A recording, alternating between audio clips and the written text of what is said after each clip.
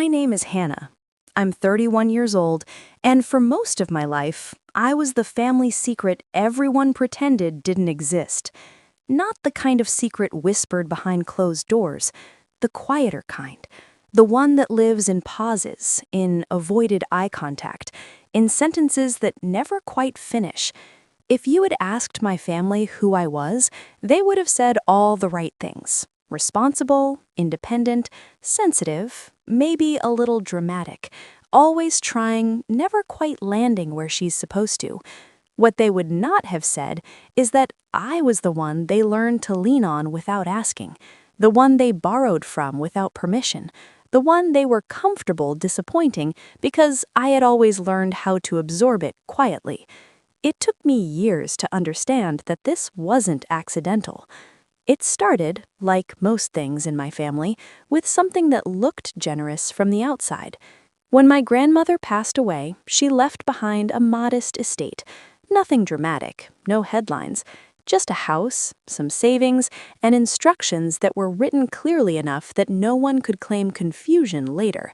She loved order, loved clarity, loved knowing where things were meant to go. In her will, she left money specifically for the grandchildren's education, not equally, intentionally, based on need, timing, and circumstance. I was listed by name with an amount larger than the others. I was 22 at the time, recently accepted into a graduate program, terrified about debt, relieved beyond words, or at least I should have been. I didn't find out about that money until I was 30. At the time of her death, my family gathered in my aunt's living room, coffee cups everywhere, documents stacked neatly on the dining table, serious faces, controlled voices. They told me not to worry about anything. They told me everything was handled. They told me Grandma would be proud. I believed them. I signed loan papers 6 months later.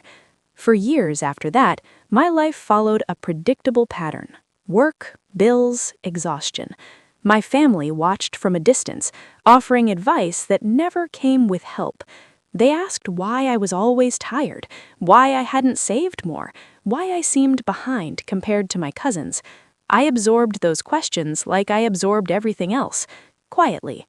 The moment everything changed didn't happen during a fight or a holiday or a dramatic confrontation.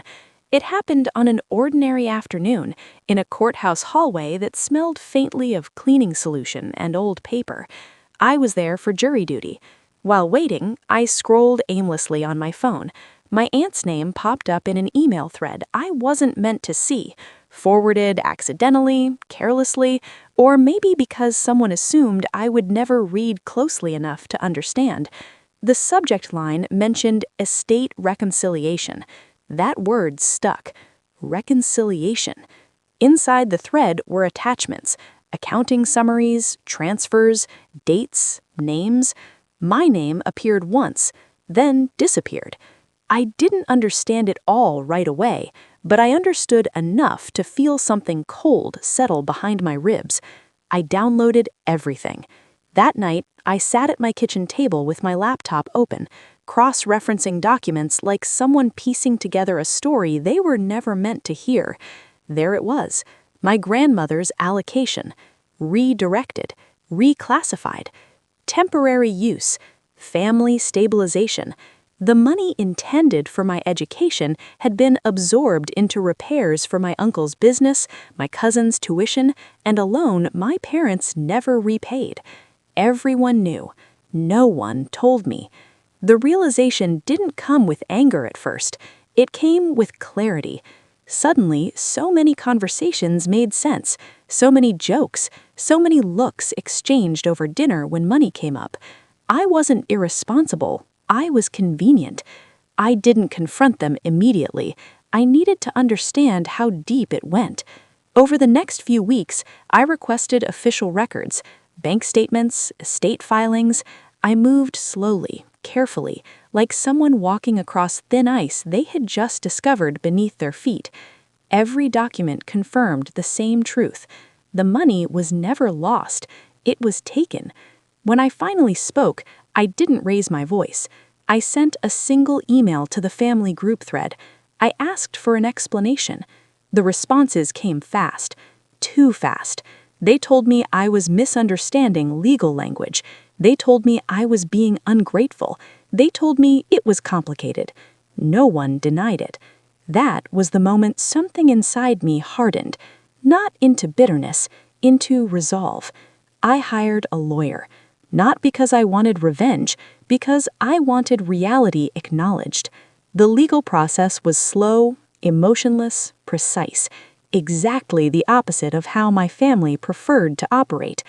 Every meeting peeled back another layer of narrative they had built around themselves. Sacrifice, necessity, shared burden.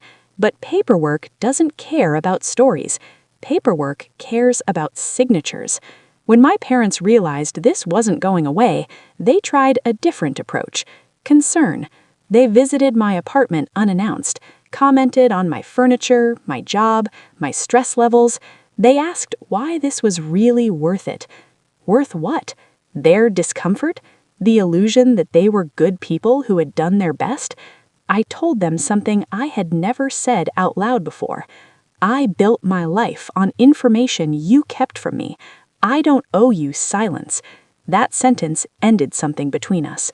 The court ruling came months later. Clear, emotionless, precise. The funds had been misused. Repayment was ordered. Not punishment, correction. The aftermath was quieter than I expected. No screaming, no public breakdowns, just distance.